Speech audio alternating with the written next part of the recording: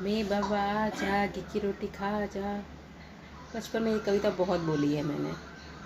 और उसके बाद जो बारिश होती थी तो बहुत खुशी होती थी और बारिश के मज़े भी बहुत लेते थे, क्योंकि उस घी की रोटी जो हमें नहीं बनानी पड़ती थी। अब अभी भी बारिश होती है, खुशी होती है, लेकिन इतने मज़े नहीं ले पाते। क्यों?